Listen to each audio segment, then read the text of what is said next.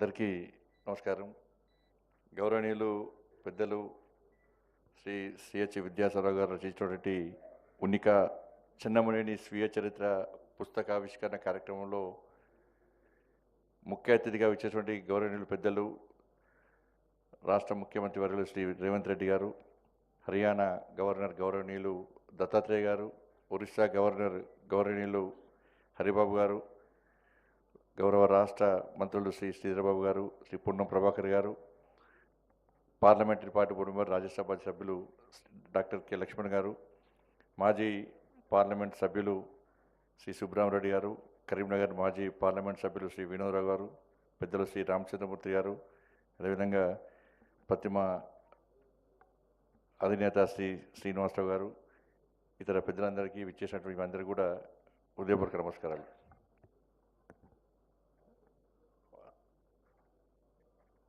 మా కరీంనగర్ జిల్లా ముద్దుబిడ్డ, మీ అందరం ప్రేమ ఆప్యాయతతోని అభిమానంతో పిలిచేటువంటి సాగర్జీ అని పిలుచుకునే మా సాగర్జీ రచించినటువంటి ఈ పుస్తకావిష్కరణ కార్యక్రమం పాల్గొనడం చాలా సంతోషం.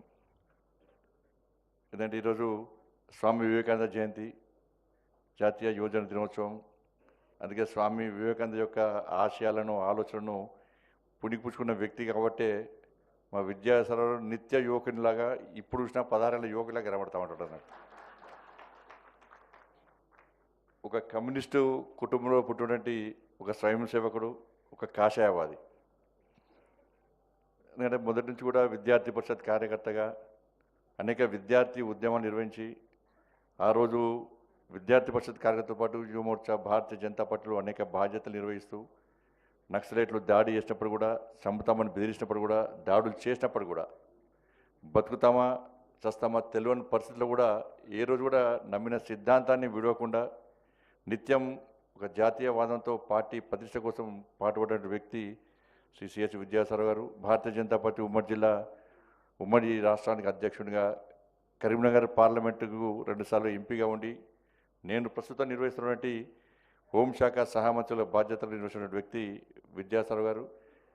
ముఖ్యంగా చాలామంది మాట్లాడేది ఉంది కాబట్టి ఒక 2-3 విషయాలు చెప్పి ముగిస్తాను. నేను భారతీయ జనతా పార్టీలో ఈ తెలంగాణ నినాదాన్ని, ఈ తెలంగాణ వాదాన్ని తీసుకోవడానికి గొప్ప వ్యక్తి విద్యాసాగర్ గారు.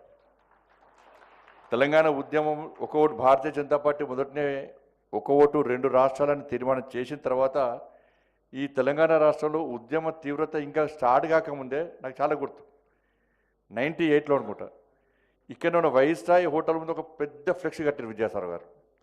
తెలంగాణకు స్వాతంత్రం ఎప్పుడు వచ్చిందో తెలుసా అని క్వశ్చన్ మార్క్తో పెడితే చాలామంది హేళనకు చూసారు. తెలంగాణ స్వాతంత్రం వచ్చేది, దేశానికి స్వాతంత్రం వచ్చేది, తెలంగాణ ప్రత్యేక దేశం అని చెప్పి చాలా సందర్భాలు అనేక రకాల వ్యంగ్యంగా మాట్లాడిన వ్యక్తులు ఉన్నారు ఇవాళ. కాబట్టి ఈరోజు 17th సెప్టెంబర్ తెలంగాణ రాష్ట్రానికి స్వాతంత్రం వచ్చిందంటే 1948 17th సెప్టెంబర్ అని చెప్పి ఈరోజు చెప్పుకుంటున్నామంటే నిజంగా తెలంగాణ విమోచన దినోత్సవం అంటేనే విద్యాసాగర్ గుర్తొస్తారు. ఇలా ఏ రాజకీయ పార్టీ చేయని సందర్భంలో భారతీయ జనతా పార్టీ రాష్ట్ర అధ్యక్షులు ఉన్నప్పటి నుంచి కూడా ఇప్పటివరకు కూడా తెలంగాణ విమోచన దినోత్సవాన్ని అధికారికంగా జరపాలని చెప్పి నిరంతరం పోరాటం చేస్తూ అనేక మంది కార్యకర్తలు లాఠీ దెబ్బలు, కాళ్ళు చేతులు విరిగినప్పుడు కూడా ఎక్కడ వెనుకడు వేయకుండా తెలంగాణ విమోచన దినోత్సవం అధికారికంగా జరపాలని చెప్పి భారతీయ జనతా పార్టీ ఏదైతే ఉద్యమం చేసిందో ఆ ఉద్యమానికి కర్త కర్మక్రియ శ్రీ విద్యాసాగర్ గారు. అద్వానీ గారి యొక్క నేతృత్వంలో, వాజ్పేయి గారి యొక్క ప్రభుత్వంలో పనిచేసిన వ్యక్తి నాకు చాలా గుర్తు. ఒకసారి కరీంనగర్లో అద్వానీ గారి బహిరంగ సభ ఉండే, ఉదయం మార్నింగ్ 4 o'clock మేము గెస్ట్ హౌస్ చౌరస్తాలో ఉదయం 4 గంటలకు మేము 5 కార్యకర్తలు కలిసి ఆ సర్కిల్ చుట్టూ జెండాలు కడుతున్నాం, బ్యానర్లు కడుతున్నాం.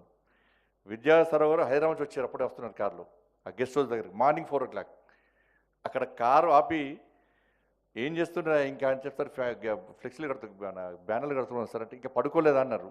లేదు సార్, ఇంకా 2 చౌరస్తాలు లేదు సార్, ఆ 2 చౌరస్తాలు అలంకరణ చేసాక పడుకుంటాం సార్, పడుకునే టైం ఉండదు సార్ అంటే వారు ఆశ్చర్యపోయి, నువ్వు ఇంకో సర్కిల్ పూర్తి చేసరికి ఎంత టైం పడుతుందంటే, సార్ మార్నింగ్ 7 అవుతుంది సార్ అని చెప్పాను. సరే 7 o'clock ఆ 2 సర్కిల్ జెండాలు కట్టిన తర్వాత నువ్వు స్నానం చేసి వెంటనే గెస్ట్ హౌస్కి వచ్చి నాకు కలవాలని చెప్పన్నారు. ఉదయం గెస్ట్ హౌస్ పోయిన తర్వాత వాళ్ళ గన్మెన్ పిలిచి ఒక ఫ్లాస్కు, ఒక టీ కప్, ఒక బ్యాగ్ నా చేతికిచ్చి నువ్వు ఇయర్ అద్వానీ గారి వెంట నువ్వే ఉండాలి, నువ్వే వెంట ఉండాలి. అద్వానీ గారికి ఛాయ్ అంటే చాలా ఇష్టం, గంటకు ఛాయ్ తాగుతారు, ఆ ఛాయ్ ఇవ్వాల్సిన బాధ్యత మీదే అని చెప్పి అక్కడనే ఉన్నటువంటి డాక్టర్ జగన్మారావు గారు ఇల్లు చూపట్టినట్టుగా వారి ఇంటి నుంచి ఛాయ్ తీసుకురావాలి, నువ్వు ఇవ్వాలని చెప్పి ఆ రోజు ఆ బాధ్యతను అప్పయినాక ఉదయం నుంచి సాయంత్రం వరకు ఒక 100 ఛాయలు ఇచ్చిన అద్వానీ గారికి. లాస్ట్కు చివరికి అద్వానీ గారు పోయేటప్పుడు కూడా బుక్లో రాసినని చెప్తున్నారు, విజయసారి రాసినని చెప్తున్నారు.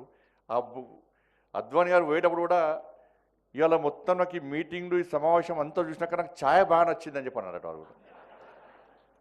కానీ అంత అదృష్ట అవకాశం కూడా మాలాంటి అందరికీ ముఖ్యంగా రామకృష్ణ రెడ్డి గారు ఉన్నారు, వారు కూడా అనేక సందర్భాల్లో అనేక ఉద్యమాలు నిర్వహించి నమ్మిన సిద్ధాంతం కోసం పనిచేసిన మా ఇద్దరు, అప్పుడు విద్యాసారావు గారు, మాకు రామకృష్ణారెడ్డి గారు, మా భారతీయ జనతా పార్టీ కరీంనగర్ జిల్లాకు సంబంధించిన వ్యక్తి. కాబట్టి ఇట్లా అనేక ఈ పుస్తకంలో కూడా ఇటువంటి మంచి మంచి అంశాలు మాలాంటి వ్యక్తులకు కానీ రాజకీయాలకు రావాలనుకున్నటువంటి నేటి వ్యక్తులకు కానీ స్ఫూర్తిదాయకమైన అంశాలు దీనిలో ఉంటాయని చెప్పి ఆశిస్తూ తప్పకుండా వీటిని ఆచరిస్తాం, ఆచరణలో చూపడతామని చెప్పి ఈ సందర్భంగా తెలియజేసుకుంటూ ముగిస్తున్నాను. భారత్ మాతాకి జై.